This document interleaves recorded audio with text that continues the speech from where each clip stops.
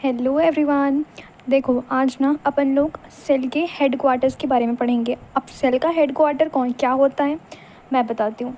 Cell का headquarter ना nucleus होता है। न्यूक्लियस में ना इतनी इंपॉर्टेंट चीज़ें होती हैं कि सारा जो मेन फंक्शन है ना, जो सेल को एक ज़िंदा रखने के लिए या फिर बोल सकते हो कि सेल बनाए रखने के लिए सब न्यूक्लियस में होता है। ठीक है, तो nucleus is a very important thing inside cell. तो अपन आज न्यूक्लियस के बारे में पढ़ेंगे। ठीक, सबसे पहली चीज़, न्यूक्लियस की डिस्कवरी किसने की थी, ये इंपॉर्टेंट है। देखो, न्यूक्लियस की डिस्कवरी रॉबर्ट ब्राउन ने की थी। उसके बाद देखना, किसी भी एक सेल के पास जनरली एक न्यूक्लियस होता है। ठीक है, बट पैरामीशियम की बात कर रही हूँ ना, तो पैरामीशियम में ना 2 न्यूक्लियस होते हैं। ठीक है, याद रखना कि किस में 2 न्यूक्लियस होते हैं, तो वो पैरामीशियम होता है। लेकिन जनरली जो सेल होते हैं उसमें एक ही न्यूक्लियस पाया जाता है। ठीक है, मैच्योर मैमेलियन एरिथ्रोसाइट में और सीव सेल में यानी कि सीव ट्यूब में कितना न्यूक्लियस होता है, 0। ठीक है, न्यूक्लियस 0 होता है किसमें, सीव ट्यूब में एंड एरिथ्रोसाइट में। तुम लोग को पता है ना कि एरिथ्रोसाइट मतलब कि आरबीसी में हमारा न्यूक्लियस नहीं होता है। तुम लोग को ये चीज़ पता होनी चाहिए अगर नहीं है तो। अब देखो, अब बात करते हैं स्ट्रक्चर की। ठीक है, तो स्ट्रक्चर में सबसे पहली चीज़ ना, कुछ चीज़ें आएंगी, मैं बताती हूँ लाइन से। सबसे पहले आएगा न्यूक्लियर मेम्ब्रेन, फिर आएगा न्यूक्लियोप्लाज्म, उसके बाद क्रोमैटिन एंड उसके बाद आएगा न्यूक्लियोलस। चारों के चारों ना स्ट्रक्चर जो है तुम्हारे एक न्यूक्लियस को फॉर्म कर रहे होते हैं। ये तुम लोग इस चीज़ से समझ सकते हो। अब देखो, ये जो स्लाइड है ना बहुत बहुत बहुत इंपॉर्टेंट है, क्योंकि ना ये जो स्लाइड है, सबसे पहली चीज़ इसमें तो न्यूक्लियस का डायग्राम दिया है, तो इम्पॉर्टेंट तो है ही। दूसरी चीज़ ये कि इस स्लाइड से ना क्वेश्चन फ्रेम होते हैं। कैसे फ्रेम होते हैं मैं बताती हूँ। देखो, सबसे पहली चीज़ ना, हम लोग को ये पता है कि ये पूरा पूरा सेल है कि नहीं, सेल है। हाँ जी। उसके बाद हम लोग ने ये चीज़ पहले भी पढ़ी थी कि जो सेल है उसके अंदर जो न्यूक्लियस होता है, न्यूक्लियस से ही अराइज होता है rough endoplasmic reticulum. Just like that यहाँ पे भी शो किया है मैंने, यहाँ से अराइज हो रहा है न्यूक्लियस से रफ एंडोप्लाज्मिक रेटिकुलम। अब इसी के रेफरेंस में हम लोग चीज़ों को देखते हैं। ठीक है, सबसे पहली चीज़ ये देख लेते हैं कि ये वाला जो तुम लोग को दिख रहा है ना, सबसे ये जो देखो सेल है उसके अंदर न्यूक्लियस है। न्यूक्लियस में हमने पढ़ा था कि 2 मेम्ब्रेन होते हैं, एक इनर मेम्ब्रेन होता है और एक आउटर मेम्ब्रेन होता है कि नहीं। तो वैसा ही ना यहाँ पे एक्चुअली तुम लोग को दिखेगा, यहाँ पे 2 मेम्ब्रेन है, एक आउटर मेम्ब्रेन है और एक इनर मेम्ब्रेन है। तो इसीलिए यहाँ पे 2 मेम्ब्रेन है तुम्हारे किसमें, न्यूक्लियस में। और उसके बाद देखो, ये अंदर का जो जितना भी तुम्हारा कंटेंट दिख रहा है ना, ये तुम्हारा न्यूक्लियोप्लाज्म है। ठीक है, और एक चीज़ ना मेरे को न्यूक्लियोप्लाज्म से याद आई, मैंने तुम लोग को फर्स्ट क्लास में बताया था, न्यूक्लियोप्लाज्म प्लस साइटोप्लाज्म कुछ तो बोला जाता है इसको, समथिंग प्रोटोप्लास्ट जैसा कुछ तो बोला जाता है। मेरे को ना ये कमेंट सेक्शन में जानना है कि मैंने क्या पढ़ाया था। मेरे को भी तो पता चलना चाहिए कि तुम अटेंशन रखते हो क्लास में। ठीक है, अब देखते हैं यहाँ पे। देखो, इसमें ना ये तुम्हारा हो गया पूरा पूरा चीज़, मैं बताती हूँ। उसके बाद ये आउटर मेम्ब्रेन है, ये वाली। ठीक है, अब इनर मेम्ब्रेन कौन सी है, इसके जस्ट अंदर वाली इनर मेम्ब्रेन है। उसके बाद this is the perinuclear space. Outer membrane और इनर मेम्ब्रेन के बीच में कौन सा चीज़ पाया जाता है, ये तो मोस्ट इंपॉर्टेंट है। तो ये पेरी न्यूक्लियर स्पेस पाया जाता है, एंड पेरी न्यूक्लियर स्पेस का है ना 10 to 50 नैनोमीटर जो है रहता है साइज़। ठीक है, अब देख लेते हैं न्यूक्लियर पोर क्या होता है। न्यूक्लियर पोर ना जो है वो न्यूक्लियस और साइटोप्लाज्म को डायरेक्टली कनेक्ट कर रहा होता है, उनके बीच में कोई भी मेम्ब्रेन होता नहीं है। That is actually the nuclear पोर। ठीक है, ऐसे तुम लोग इसको समझ सकते हो। अब देखते हैं आगे आगे क्या लिखा है। आगे जो वहाँ पे डायग्राम में बना था वही तुम्हारे इसमें वर्ड्स के फॉर्मेट में लिखा है। कैसे लिखा है मैं बताती हूँ। देखो, डबल लेयर होती है तुम्हारी न्यूक्लियस, आउटर न्यूक्लियर मेम्ब्रेन होता है और इनर न्यूक्लियर मेम्ब्रेन होता है। जो आउटर न्यूक्लियर मेम्ब्रेन होता है ना, ये कॉन्टीन्यूअस होता है, जो RER है वो उसी से अराइज हो रहा होता है आउटर न्यूक्लियर मेम्ब्रेन से। ठीक है, ये चीज़ तो हम लोग पहले से पढ़ते आ रहे थे। अब देखते हैं कि जो आउटर न्यूक्लियर मेम्ब्रेन है, अब उसमें RER अटैच्ड है। तो RER तो अटैच्ड है अगर उसमें, तो राइबोसोम तो होंगे, क्योंकि RER में रफ एंडोप्लाज्मिक रेटिकुलम में राइबोसोम प्रेजेंट होते हैं, जिसके कारण वो प्रोटीन सिंथेसिस करते हैं। तो उसमें राइबोसोम तो प्रेजेंट होंगे। अब देखो, जो स्पेस होता है ना, space between the outer membrane and inner membrane is known as perinuclear space, जिसका जो साइज़ होता है वो 10 to 50 नैनोमीटर होता है। ये ना बहुत ज़्यादा इंपॉर्टेंट है। इस पूरे स्लाइड में ना सबसे ज़्यादा इंपॉर्टेंट पता है, तुम लोग ये समझ सकते हो कि जो पेरीन्यूक्लियर स्पेस है वो आउटर न्यूक्लियर मेम्ब्रेन है और इनर न्यूक्लियर मेम्ब्रेन है। इन दोनों के बीच के स्पेस को पेरीन्यूक्लियर मेम्ब्रेन बोलते हैं। एंड इन दोनों का जो साइज़ है ना, वो 10 नैनोमीटर से लेके 50 नैनोमीटर तक की इसकी साइज़ होती है। ठीक है, अब देख लेते हैं जो न्यूक्लियर मेम्ब्रेन है, या फिर बोल सकते हो कि पेरीन्यूक्लियर स्पेस है सेपरेट होती है न्यूक्लियोप्लाज्म से एंड साइटोप्लाज्म से, ठीक है। देखो हमने ना पढ़ा था कि जो न्यूक्लियस है उसकी में दो मेम्ब्रेन्स प्रेजेंट हैं। दो मेम्ब्रेन कौन कौन सी, आउटर न्यूक्लियर मेम्ब्रेन और एक इनर न्यूक्लियर मेम्ब्रेन। तो आउटर न्यूक्लियर मेम्ब्रेन और इनर न्यूक्लियर मेम्ब्रेन के बीच में प्रेजेंट है पेरीन्यूक्लियर स्पेस। तो पेरीन्यूक्लियर स्पेस ही एक ऐसी चीज़ है जो साइटोप्लाज्म को और न्यूक्लियोप्लाज्म को डिवाइड कर रही है, यानी कि उनको सेपरेट करके रख रही है। ये चीज़ यहाँ पे लिखी है। अब देखो end of the nuclear membrane fused होता है to form the nuclear pore. कैसे फ्यूज़ होता है, देखो outer nuclear membrane, let me clear you guys, मैं यहाँ पे बता देती हूँ तुम लोग को। देखो मान लो ये हमारी न्यूक्लियस है, ठीक है। अब इसमें न्यूक्लियस में दो मेम्ब्रेन प्रेजेंट होंगे। तो अब क्या होता है मान लो एक पोर यहाँ पे क्रिएट हो गया, वैसे ही ना ये फ्यूज़ हो जाते हैं।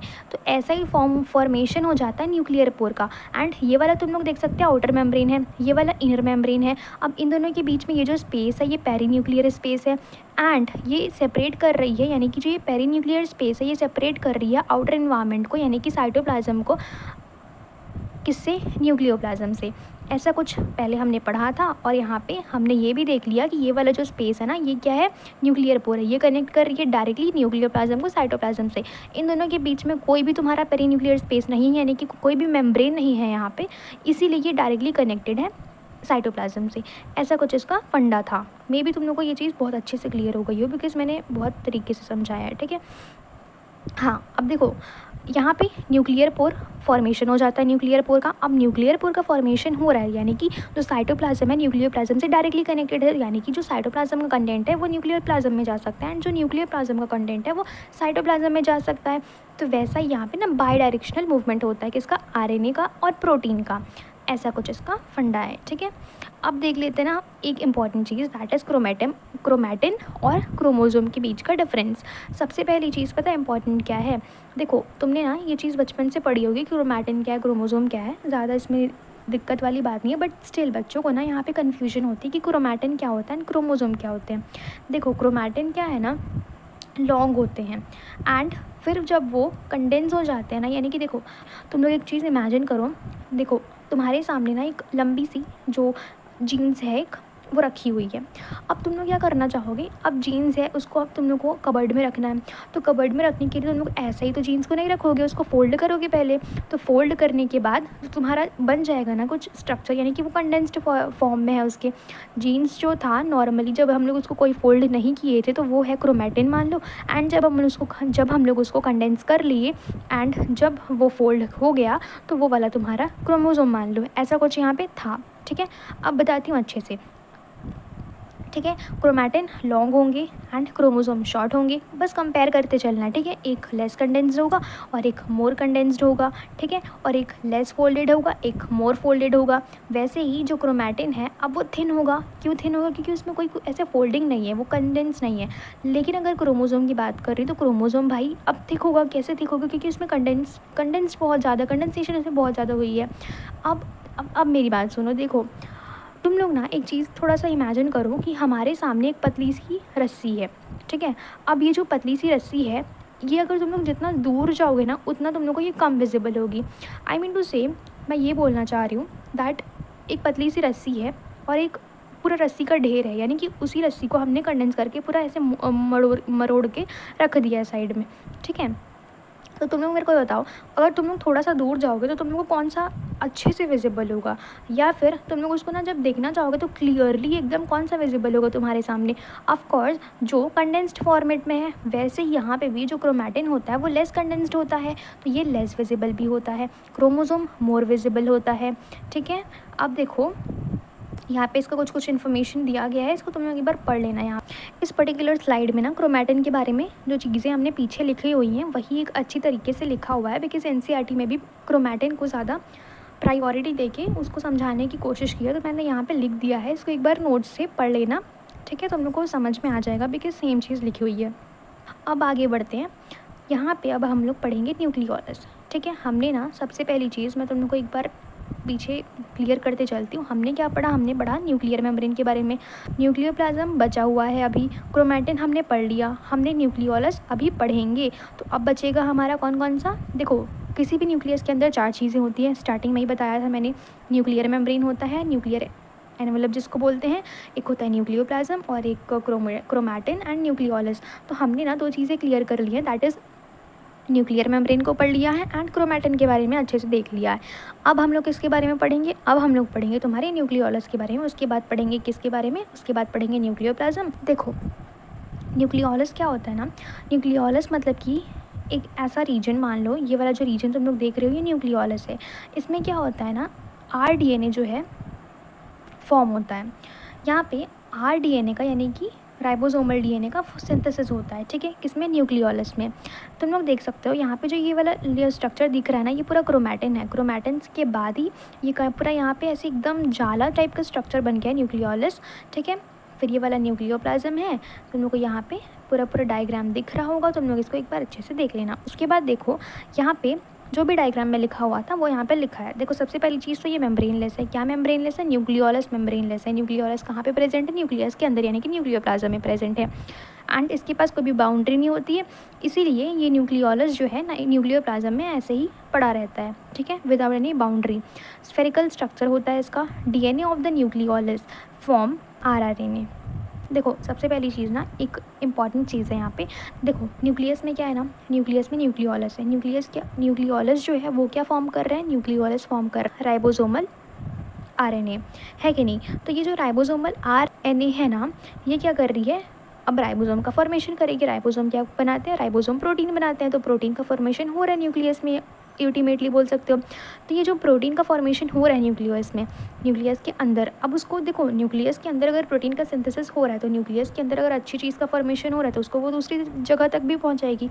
तो वो कहाँ तक पहुँचाएगी, वो साइटोप्लाज्म में पहुँचाएगी। तो साइटोप्लाज्म में पहुँचेगा किसके थ्रू, साइटोप्लाज्म में पहुँचेगा न्यूक्लियर पोर के थ्रू। तो न्यूक्लियर पोर प्रेजेंट होती है ना, न्यूक्लियर पोर क्या होती है, न्यूक्लियर पोर यानी कि आउटर मेम्ब्रेन और इनर मेम्ब्रेन के फ्यूजन से फ्यूज़ हो जाते हैं कोई जगह पे, तो वहाँ पे जो है ना पोर बन जाती है, यानी कि जो न्यूक्लियोप्लाज्म और साइटोप्लाज्म को डायरेक्टली कनेक्ट कर रही होती है। तो उस जगह से जो प्रोटीन है फ्रॉम द न्यूक्लियोप्लाज्म वो निकलेगी तुम्हारे साइटोप्लाज्म के पास। यहाँ पे ऐसा कुछ लिखा हुआ है, ठीक है। अब मूव करते हैं अपन न्यूक्लियोप्लाज्म में, ठीक है। अब हमारा जो ये लास्ट टॉपिक बच रहा है, उसके बाद हम लोग कुछ इंपॉर्टेंट चीज़ें पढ़ेंगे, उसके बाद ये पूरा चैप्टर खत्म हो जाएगा एंड तुम लोग की एकदम फुर्सत हो जाओगे, ठीक है। देखो सुनो मेरी बात, न्यूक्लियोप्लाज्म में क्या क्या होता है। न्यूक्लियोप्लाज्म यानी कि पूरा न्यूक्लियस के अंदर का कंटेंट, बस और कुछ नहीं जानना है इसके अंदर। न्यूक्लियोप्लाज्म मतलब समझ लो कि न्यूक्लियस के अंदर जितनी भी चीज़ें प्रेजेंट है भाई साहब सब न्यूक्लियोप्लाज्म में आ जाएंगी, ठीक है, बस और कुछ नहीं। हो गया। अब देखते हैं टाइप्स ऑफ क्रोमोसोम के बारे में, ठीक है, on the basis of position of centromere, ठीक है। सेंट्रोमियर यानी कि, एक मिनट पहले ना मेरे को सेंट्रोमियर बताने दो। ये तुम लोग का जो स्ट्रक्चर दिख रहा है ना बेटा, ये है सेंट्रोमियर, सब में दिख रहा है तुम लोग को सेंट्रोमियर, ठीक है। ये सेंट्रोमियर है, इसके बेसिस पे हम लोग को पोजीशन बताना है, ठीक है। मैं तुम लोग को बताती हूँ पोजीशन कैसे होता है। सबसे पहले पोजीशन देख लो कि कहाँ पे होगा। सबसे पहले सेंटर में होगा। सेंटर में अगर होगा तो उसको दोनों आर्म से, मैंने मतलब कि मान लो ये तुम्हारा एक आर्म, ये एक आर्म, ये वाला सेंट्रोमियर, तो दोनों आर्म जो है ना इक्वल होंगे, ऐसा कुछ यहाँ पे बोल रहा है, ठीक है। तो यहाँ पे पोजीशन अगर सेंटर में है तो बोथ आर्म्स आर इक्वल। अगर centromere slightly away from the centre है तो वो बोथ आर्म्स आर अनइक्वल, यानी कि एक छोटा एक बड़ा, ऐसा कुछ सिचुएशन हो जाएगा। अगर सेंट्रोमियर शिफ्ट हो गए हैं एक एंड में, यानी कि कुछ कंडीशन ऐसा बन गया है, जैसे कि मैं बताती हूँ यहाँ पे कुछ एक्रोसेंट्रिक वाला मैं बताऊँगी आगे, अभी फ़िलहाल के लिए सुनो। सेंट्रोमियर अगर पूरा एक साइड पे शिफ्ट हो गया है तो वो वाला कंडीशन कैसा होगा, एक आर्म जो है वेरी लॉन्ग होगा और एक आर्म जो है एक्सट्रीमली शॉर्ट होगा। चौथा जो कंडीशन है वो क्या आता है पता है, सेंट्रोमियर प्रेजेंट है एकदम एक टिप पे, टर्मिनल पॉइंट पे पहुँच गया भाई साहब वो, तो ऐसा कुछ यहाँ पे चौथा कंडीशन में है, ठीक है। अब बताती हूँ सबका नाम क्या क्या है। सबसे पहली चीज़, जहाँ पे सेंट्रोमियर कहाँ पे प्रेजेंट है, मिड में, एकदम मिड में प्रेजेंट है तो मेटासेंट्रिक, ठीक है। मिड में यानी कि एम यानी कि मेटासेंट्रिक, ऐसे तो हम लोग याद रख सकते हो।